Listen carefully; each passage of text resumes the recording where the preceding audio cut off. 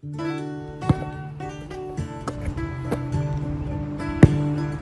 to Buckets N Banter, guys, where we talk to people about sports.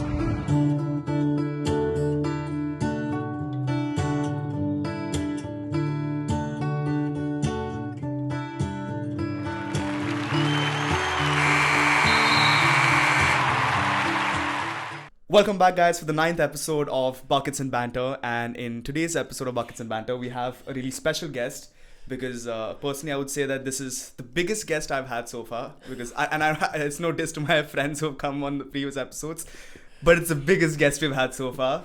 He is the CEO and founder of TeamSportz. And just to give a little bit of information about his company, and before I introduce who he is, and when the camera goes to you, so this is going to be like a short reel.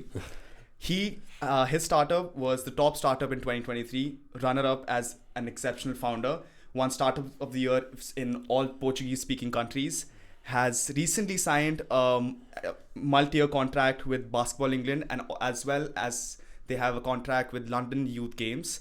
So welcome the CEO and the founder of TeamSportz, Francisco Baptista. Thanks, Joe. Thanks for having me. Welcome, Francisco. I'm really excited to have you here, and I'm really excited for the conversation we're going to have. How do you feel being on a very low-key podcast like Buckets N Banter? I don't think any opportunity to talk and spread love and ideas is low-key, right? So everything counts. So I'm here, excited. Hopefully I won't say anything too nonsensical. you are the editor. You will edit all that out. If anything needs to be cut out, it will be cut out. Good. Perfect. But before we start the podcast, I want to explain to you why I started this podcast so that we have a clear sense of why, because I think that's very important before we start anything. So one of the major reasons for me as an international student in the UK to start a podcast over here was to connect with as many people as I could from the sports industry. And I think that's very important for an industry like sports, where you need to be connected to people to actually build a better network and everything. And this connection and these conversations does not only help me, but I feel like it's going to help our viewers. And majorly the viewers right now are a lot of students from our university and a lot of my friends who are looking to get into the industry now. So I feel like every person has different experiences in life because everyone has been part of different cultures of the world, have been part of different areas of the world. So everyone has different stories to tell. So I just want to bring all of those stories out into one video, and hopefully each and every viewer could learn from your experiences, could learn from other people's experiences, and make the best out of it. So that is the reason why you are the next guest for Buckets N Banter, because I believe that there would be a lot to learn from a lot of your insights. Hopefully. So I'm really excited. And to start off, because this is Buckets N Banter and it's a very sports-based podcast, I want to start off with just a basic question of which sport do you play, which is basketball, as I know. Yes. But how did you get into basketball as a player? And then we'll continue with the questions from there. I started playing basketball because my mom used to play basketball. Okay. Back in Angola, I remember so clearly my mom used to have newspaper cuttings of trophies that she won in the city and in regionally in Angola. And so I used to go to her room, go to her drawers and look at those paper cuttings. Yeah. And it's like, one day I want to win a trophy. Okay. And I started playing basketball in the back garden like everyone else because my mom used to play basketball. My dad was into martial arts. My brother was into whatever sports he could get his feet and hands on. Yeah. And for me it was like, I want to play basketball, and so was it. The love started then. And can you talk about your accomplishments in basketball as a player? Because just to point it out there, I met Francisco during one of our networking events. And one common point that a lot of players pointed out was that you play really good and you move really well.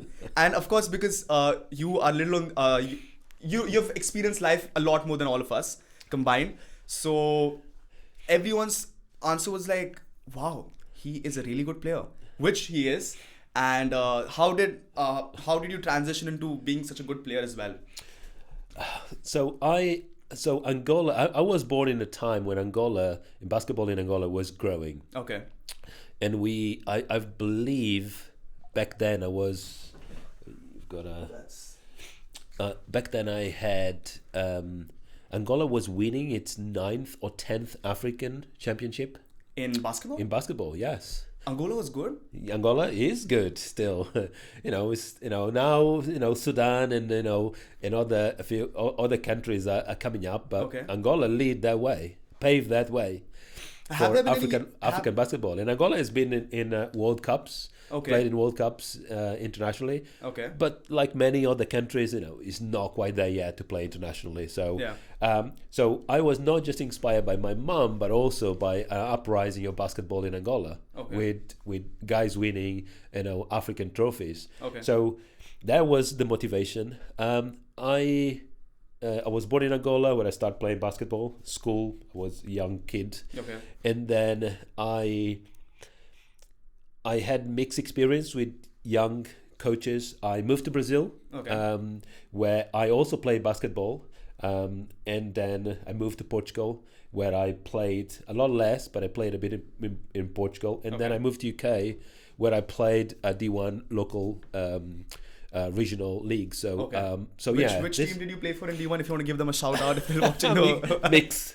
Shout out to Mix. Mix. Shout out to Mix D1 team. We won. We were relegated to D2 just before the lockdown, and then when we came back from lockdown, we won the D2 league, and we went back to D1. Wow. So anyhow, so I'm sure you have the newspaper cuttings of yours kept for your kids to see. I have got my kids actually getting my medal, their medal. They treasure that medal more than I do, so it's good for. Because this is one thing that I noticed because I have the privilege to meet your kids as well, and they knew basketball. I promise. They were, I think, 9 years old. Yeah, there's a 7 and a 5. 7 and a 5. Okay. Yeah. And I think the 7-year-old one was talking about basketball. What was his name? Lucani. Yeah. So Lucani was asking us questions that for a second I was like, wait, why do you know this? Because it's not in his era. Like, not even close. But he is very knowledgeable when it came to basketball. He was asking you questions of Rondo. Which kid knows Raja Rondo? Exactly, yeah. And I was like, wow, this is beautiful. So at home, they can choose anything they want to do in life except sports. The only sports they're allowed to play is basketball. So there are no other choices. So here we go. This is how I did it. Fortunately, they are passionate about it. From what it seems, they don't have any choice. So it's not like there's a second option. There's only one option. Because we're in the conversation of family, and I want to ask 2 questions. This would be a 2-part question. So first, I would love for you to talk to me about TeamSportz, which is your company, and if you could tell the viewers what TeamSportz is, and then I would follow up with another question based on that question.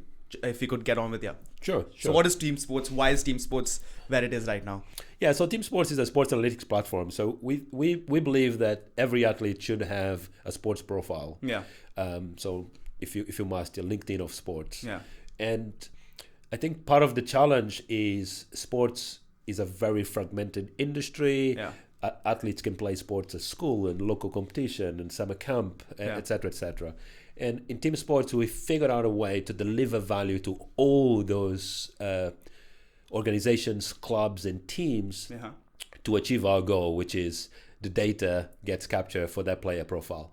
And so whether you play in a summer competition, whether you play in your local team, whether you play at school, if those organizations are TeamSportz powered, that data stays with you as a player. And so you can use that in the future, whether, like me, show off to my kids, which have no choice but learn what daddy used to do in basketball. But also, if you want to apply for GCSE in sports, if you want to self-scout and apply for scholarship in sports in the US. Exactly. So there are the opportunities are there. No one else is thinking like that and putting the athlete first. There are a lot of companies doing sports performance, and they say that the data stays there, but the reality is that when athletes join those clubs, which are powered by those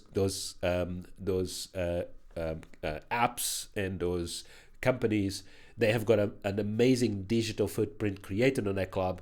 But when they walk away, which all athletes do, one plays for one club, one team, you'll have your portfolio. when athletes walk away, they don't have that data with them. Yeah. So so what we're trying to do is say, by providing value to all those organizations, whether they are a league, whether they are a governing body like Basketball England, whether they are a local team, whether they are a local school. Yeah. Ultimately, athletes are part of all those organizations, and they get the data back and they walk away with it, which is fantastic. Which, just to point out a few things that I saw in the TeamSportz website, and one particular thing that I really liked is one quote over there: "Created by a player who loves the game but hates the hassle." and I don't think I have resonated with that I have resonated with a lot of quotes, but that quote I really understood, especially once I knew what TeamSportz was, because TeamSportz has a lot of USPs as compared to any organization I've noticed. I think TeamSportz has so many USPs, like all stacked up, like analyzing a player's game. You could get in touch with stats. You could be a coach and still use TeamSportz. You could be an athlete and use TeamSportz. That's right. So it's just not restricted to one person or one player or one organization. No. It's for everyone, which is the best part about TeamSportz. So in terms of that, how did you start coming up with what were the personal experiences that went behind adding each, like, if maybe for 2 or 3 USPs, if you could just tell what was the reason behind why you got those USPs onto your platform? This sounds a bit like gimmicky and sort of cliche, but really our goal always was to elevate sports and provide athletes with the best they could have from what is perceived the professionals. Let's say professionals already have that, we know that, but how can we give this to everyone? So that for me was our why. The reality is that TeamSportz did not start with any of those USPs that you see today. We started with a piece of hardware, that we built a piece of hardware to track athletes indoor using ultra wideband. And I think what is really important is to understand that there are so many ways to solve a problem. There isn't just one answer. It would be very short-sighted to think there's only one answer to enhance sports at grassroots level. True. And so for us was keep our mind open to opportunities, build our technology stack so it becomes lean and adaptable, but really making sure that in everything we do, we start our quarterly updates talking about why we're doing what we're doing, just like you started your podcast. We start our conversations about the why, so sort of why we started building TeamSportz, and that is baked into everything. Part of the why is because I'm an athlete and I play sports. So you've already experienced all the struggles we've gone through. So I am sort of the user, if you must, staying focused on our single why enable us to think, oh, hold on, we can deliver value for a governing body. Oh, okay, we can deliver value for a sports organization. We can deliver value for a coach. We can deliver value for a club. We can deliver value for a school. And all of those opportunities still contributed to our vision, which is ultimately we want athletes to walk away with their passport, their sports passports and their phone. Passport and phone, So actually there are many ways to do with this. TeamSportz stacked a few things together and we made the right technology choices because we're selling to grassroots, and to amateurs and to schools. So we're not talking to professionals. We're not interested in their part of the market. And so we needed to make the right technology choices that fit with our customer base, with our athletes, and how sports are played at grassroots level, which has nothing to do with NBAs and NFLs and the Premier Leagues. Those are completely different, sort of almost completely different industries, if you must, which require a different type of approach, different type of companies, different type of technology choices, etc. We built our stack and our business to solve a problem that exists at grassroots level. And then it was sort of bulked up all the solutions to deliver that vision, which is what you see today in a platform. So perfect. And just because in that you mentioned not for professionals exactly. So because there are also a lot of different countries who have not really had the professional level of basketball and not had the development which a lot of other countries have experienced in basketball. One country being India itself, where professional basketball has been scarcely not there. It's just not there's been a lot of trouble with basketball. They have tried implementing basketball in all of these things, but they're just not been able to find a right way. Right now, as we already had that conversation about there being two leagues who are having a lawsuit after lawsuit against each other. That's BFI, which is the governing body of India, and then we have another thing called INBL, which just recently started and organized for August for the first professional league in India. But BFI is also launching a professional league, which is the National Star Basketball League, and it's supposed to be, that is a very structured league which it starts from grassroots, has high school tournaments which connects all over India. Then it has college as well. Then it has college comes under 23, and then you transition into the professional league. So, would TeamSportz be the right choice for a country like India, who are looking into getting into professional leagues and professional basketball, and considering that TeamSportz is a startup which has a lot of perks for a place which is just starting out? Yeah, I think the answer is yes, because TeamSportz offer professional level tools affordably. So which means, countries like India and Angola, where I was born, or Brazil and other countries I've lived, will be able to afford it. So pricing being one of the biggest entry to barrier to sort of sports technology. So we think we solve that. But also TeamSportz is a stack of discrete applications. And I'm trying not to be too tacky here, which enable organizations that might have overlapping or conflict interests, leagues and organizations, to actually collaborate within the TeamSportz ecosystem. So an organization might be leverage just competitions and leagues. Another organization might be leveraging season sort of teams and teams playing throughout the season for a cup. And TeamSportz solves those problems, easily for both of them, and they can pick and choose aspects of the platform that they want to use and leverage, and someone else will pick and choose other parts of the platform they want to leverage. The result still is the same platform. The reality is that most players are likely to play on both sides, on a summer league, but also on a club. True. And the beauty is that data captured on either side stays with the player. So the player really is the glue. After all, he is the player, he is the glue. Player is the person who's making the team, Exactly, So the TeamSportz enables that. So that, because this whole idea I was thinking about, honestly, yesterday, before I'd gone for drinks and everything with my friends, I was doing some research about TeamSportz, and then because of the ongoing battle between INBL and BFI, the only thing, I was, these two things really collided in it, because TeamSportz offers something that I feel like India really needs. And I of course, I also want to tell that everyone needs it.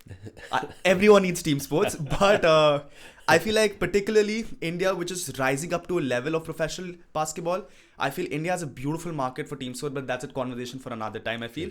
But just to get into the other aspect of it, the complete different side of it, is how I wanted to get into more of your personal life now. And because you're running a startup, which, as everyone's heard, it's difficult. You don't really have time for yourself when you come start up a startup. But how have you, in this scenario, navigated your relationships with your family, with your kids and everyone? Which is personally for me why I asked this question, is because right now, as being a student, I also have a part-time job. I have volunteering things that I do, a few internships, then I have my own podcast. Sometimes I do believe that it becomes difficult for me to keep my relationships up with my friends and my family, which I'm trying really hard to maintain. How do you, in this scenario, still maintain that bond that you have with your family, with your wife, with your kids and everyone? That's such a good question, because I think it's really important for people to understand that when you occupy in sort of your mind with something that is that important to yourself, and something with a purpose that becomes then important to other people or to many people, it's very difficult for you to maintain sort of the same level of social engagement and meeting friends, etc. So something often is got to go. So and I think so. Your social circle definitely gets slightly smaller than it was if you weren't that busy. However, there are other aspects that I think it helped me keep my social circle, which is reality is starting a business is sort of, you can't do it by yourself. Absolutely, you just cannot do it by yourself. Okay. So I started TeamSportz by bringing all my friends along, by bringing all my family along. Instead of pitching just to pitch competitions, I would pitch to my aunties and my cousins and my sister-in-laws and so now you're all sharing a same common purpose. Exactly. So by bringing everyone on board first, kind of brings that social circle a little bit more closer to what you're doing. Brings sort of everyone buys in a little bit into what you're doing it, but also makes that journey, which is utterly lonely, a little less lonely, right? So but the reality is that I couldn't do it without my wife. There is no way I would be able to do it without my wife. And I think it helps that my kids have to be into sports, so it's not a choice. They have to be into sports. And I started a business and a startup in sports. So we can pick and choose throughout the season, which games we want to watch on the weekend, whether it's a local under 16, girls team play or under 18 or whatever. And the reality is that today, and I've been thinking carefully about sort of, how to stay motivated doing this, which is hard, having a family, Definitely. starting a business, and is that the reality is that I'm living my childhood dream. Yeah. So I started writing code when I was very young. I didn't even know I could make money out of it. Okay. And basketball, I started playing. When you were Today, TeamSportz is a childhood dream. Two of your dreams is colliding with each other. Childhood dreams, and so that of course helps, right? So helps to be working on something that you are actually, truly, genuinely passionate about. So I'm really passionate about coding and technology. And I'm equally passionate about sports. Sports helped me personally in my life, kept me out of so many troubles when I was young. And so, and technology enabled my life to be where I'm at now today. So I don't think I would have been able to start TeamSportz if I wasn't a software engineer like I am. And so, it's bringing that passion together, bringing the family around it. And as well as you saw my wife and my kids at the competition at LYG. I want to point that out actually because this question came from the question because I'd gone for one of Basketball England's event, which of course TeamSportz has a contract with Basketball England, so you had to be there. London Youth Games. London Youth Games, and Francisco's family was also there, and I had the opportunity to meet Francisco's wife and his kids. And it was very refreshing to see. Because it was a lot of happiness over there, and also because it's basketball and we had conversation about basketball, it just felt such a refreshing place to be in, and it didn't feel like I was pressured or forced to be here. It was a beautiful place for me also to be in because it was my favorite thing in the world is basketball. Most of my personality has become basketball, and especially after joining Loughborough University, and that really blended well with that. So that's why I asked this question, and that's why I wanted to get your take on this. You have to. There's no way to do it alone. So because you leave so much behind when you focus on starting a business, and that will be people listening to this that think sort of long hours is not working smart, etc. I'm not sure they have started a business before. So, and of course, starting a business, like everything else in life, people have got different experience, have got different enablers, which helps, and which enables them to have different experience. What I'm saying is that, to me, African immigrant in England, sort of, I don't have the pedigrees and sort of the master degrees that you're soon gonna have to back sort of my work and my skills. All those things could be viewed as enablers, but often are actually constraints.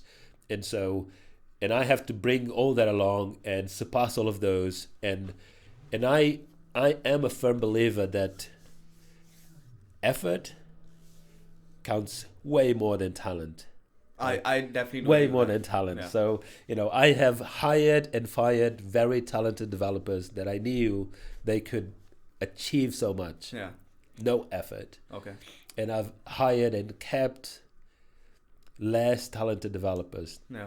Because the effort was just there. And so starting a business takes a lot of time, which means often for me is midnight, 1 o'clock in the morning working still for the last 5 years or so. Yeah. So I had another question after you this other family question, is that a lot of people sometimes say, like, I've heard this in a lot of different places, just the fact that you should not be in business with your family. That's something that people talk about a lot. Has that ever been of any value to you, that line? Has it ever come to any fruition in terms of that? So tricky. I think when people are saying that is because business, in some ways, sort of money in general might bring the worst out of people, right? I don't think it brings the worst out of everyone. Yeah. There's a lot of people that I know, very successful, Yeah. super humble, super down to earth. Some of them are my mentors and my investors. Yeah. So I don't think that applies to everyone. So it's sort of a sweeping term. I think what they're trying to say is that, if you mix sort of the family with the business, things just become a little bit trickier to manage, right? So if you've got a personal difference with a family member, you're still a family member, you can't really avoid it, so you can't really fire someone because you're gonna go to the Sunday lunch and you're just there. I think this is what people are saying. In my experience, I couldn't have done it without my family and my friends. Okay. Both supporting me and enabling me to do things, enabling me to work long hours, enable me to, instead of picking up the kids, be here, speaking with you. So I think in my experience, bring your family along. Maybe if you don't have to have contracts with your family or having your family as a role in the business. So I don't have any family member that has a role in the business. Okay. But they have their own contributions to the business in terms of their time. Just by so if my wife, you take my kids to go and see my mother-in-law, and he drives away for the weekend, it's like, I'm going to stay behind. I've got a lot to do. Yeah. That on itself is enabling me to do what I'm doing. So that on itself is a contribution to let me do what I do. So and that's what I mean. It's very difficult to do that if you don't have that support and participation of your family members, like wider family as well, because my mother-in-law didn't see me on the weekend that the kids were there and my wife was there, right? So it's everyone participation and enabling me to do this. So bring your family and friends along the journey. It's super lonely. That's my advice for anyone that wants to start a business. Just first time I pitched TeamSportz, everyone around me was family and friends. Like, if I'm going to do this in front of someone, I want to do it in front of familiar faces. Fair. At least, we make some memories and then we'll laugh about it afterwards. So you might as well. No, that's actually a beautiful way to look at it, because it's that's another thing that because we met during the networking event, as I said, and our whole conversation after that, we went to the Hackney Bridge and had a few drinks, and we just talked about basketball. All of us combined, we just talked about basketball, and that's the most beautiful thing. And one of the conversations from those days, that day that we had, was about complacency in the workplace. Is because let me just bring that up.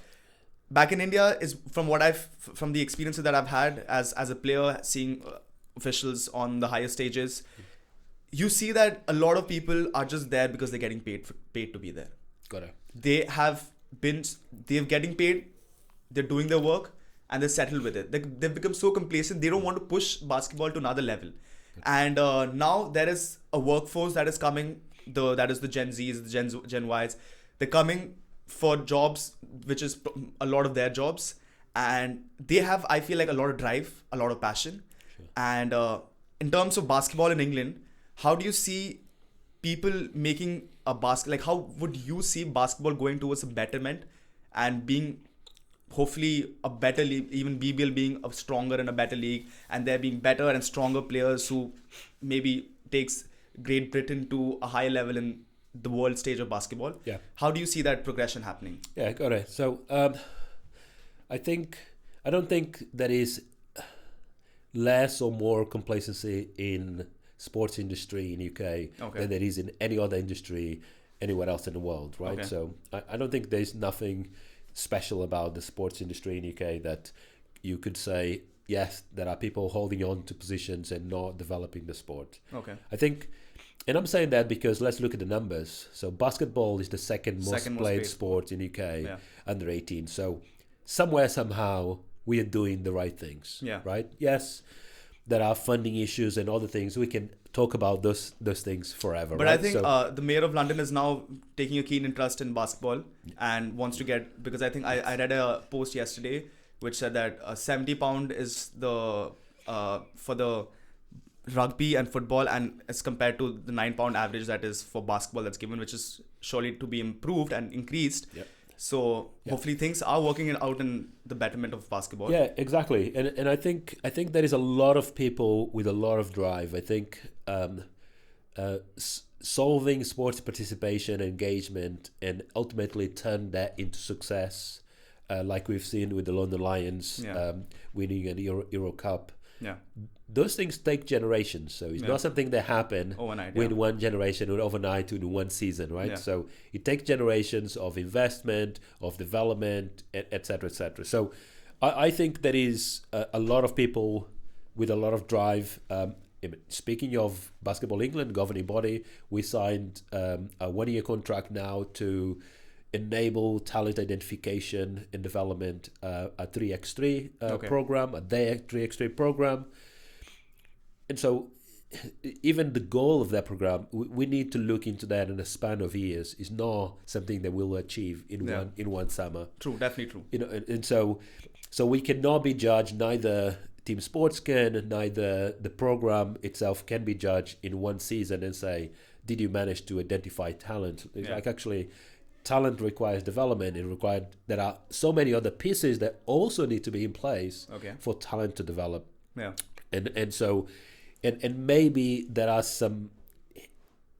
It is easy sometimes to pick up on some of those aspects on the sports industry, whether it's in India or elsewhere, and feel like, we could do more. It's like everything in life, everyone could do more, right? Exactly. There will be always somewhere, somehow, someone with a hyperdrive and someone maybe much wiser and saying, hold on, I know you've got a lot of energy, but there are other pieces at play here that you don't understand. And so it's the same thing in UK. I think basketball is growing, and so somewhere, somehow, things are working. The fact that TeamSportz is still around and TeamSportz is signing contracts with sports organizations shows there is a drive to improve, there's a drive to betterment, there's a drive to further the sport and further basketball. So props to everyone in the driving seats.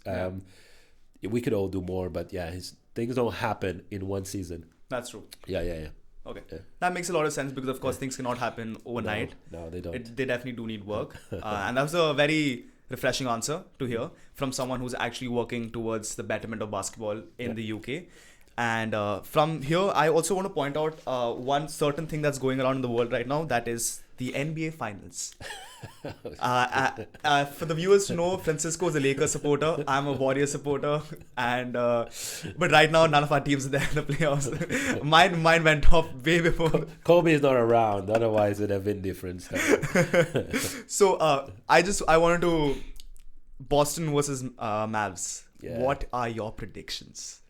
Who do you think is gonna take home? Automatically, I go against Boston, right? It's like, I don't want them to have 18 champions and they have one more than the Lakers. So that kind of is easy, right?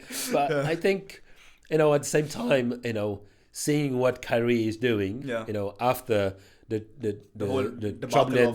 turbulent sort of path to get where he is now, and being discarded in the US media as sort of like he should retire. I think that's beautiful, and I think he should get a title. I think it's a redemption story waiting for it to happen. I don't think he's I don't speak for his lack of understanding of science and flat earths, but in basketball he's a magician, right? So truly is. You need to give him that. Yeah. So you're taking Mavericks? Oh, definitely. Yeah. I'm taking Mavericks.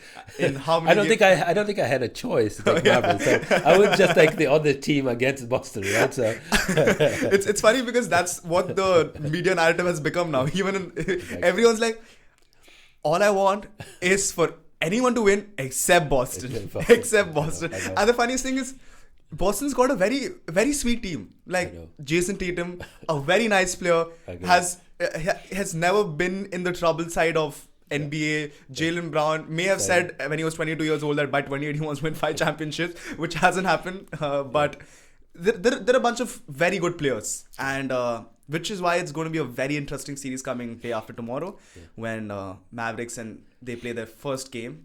Do you have any predictions for the first game? Who will take home the first game in Boston's home ground? Yeah, do you think Boston at home is going to be tough to beat.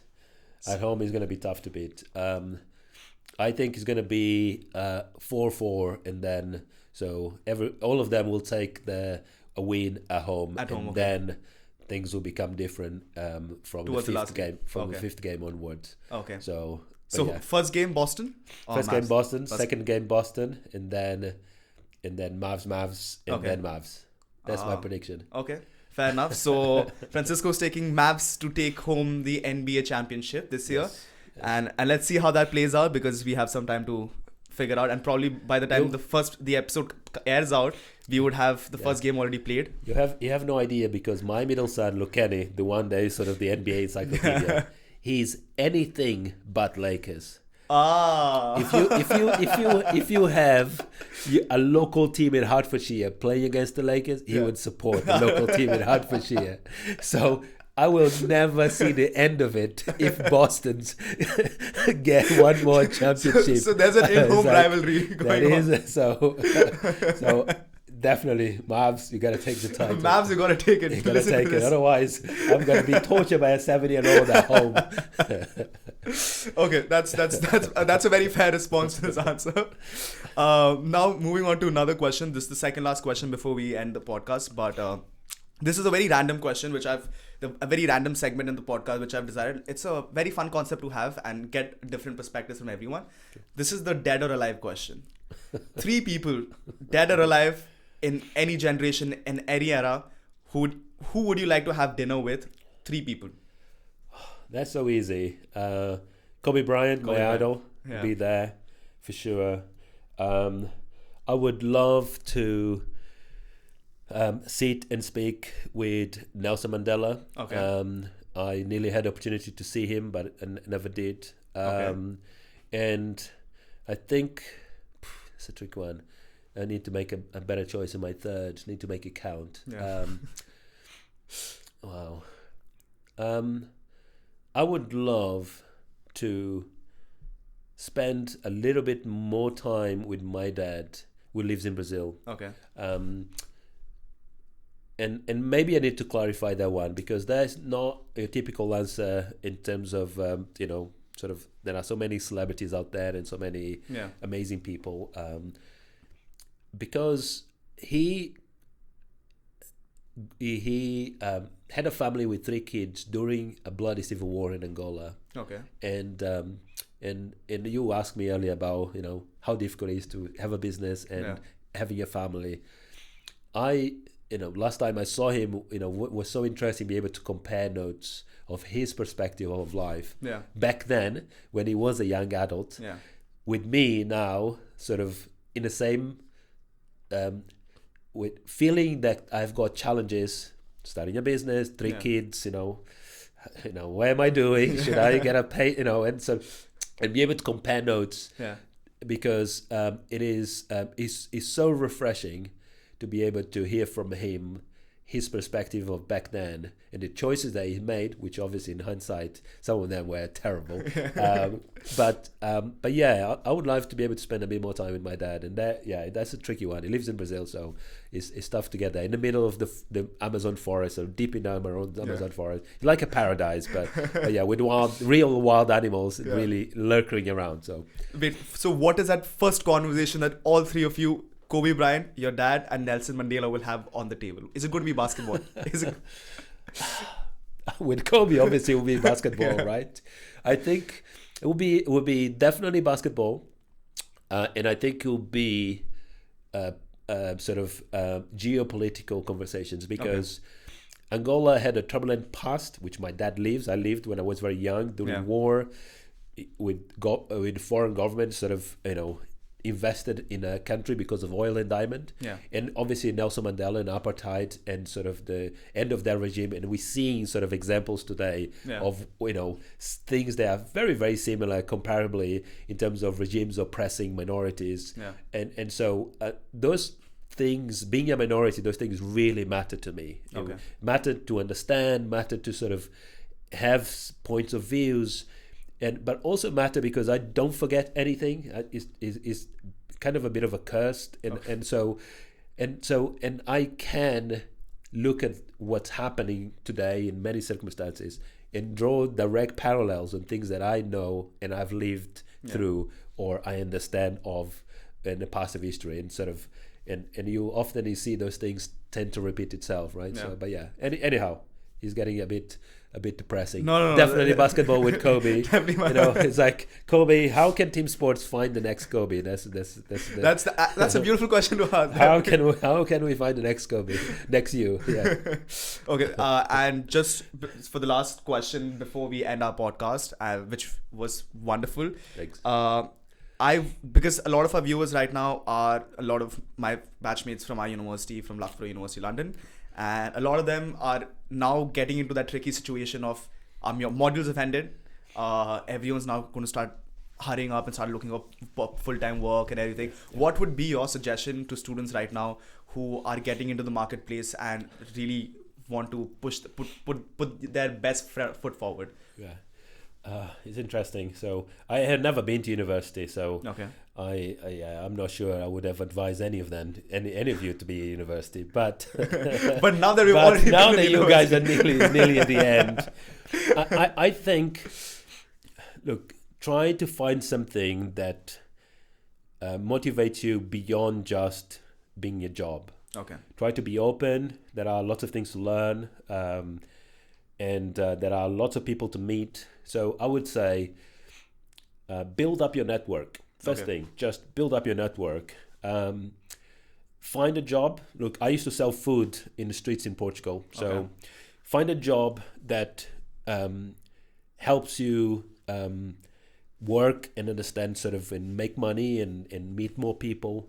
But most importantly, be loyal to your network, to the connections you can make at work. Because after working for 22 Business before starting TeamSportz, the only thing that I managed to take from those employments, obviously the experience, awesome, having worked in some amazing projects, but very importantly was the network and the connections I made at work that last beyond the office, and became friends and became sort of advocates to what I'm doing and etc. So build up their network, meet people, go and speak in podcasts, go to Buckets N Banter, go Buckets N Banter, go and in the basketball events, and network, build their network, because there are tons of opportunities out there, and they are just behind the next stranger that you can meet.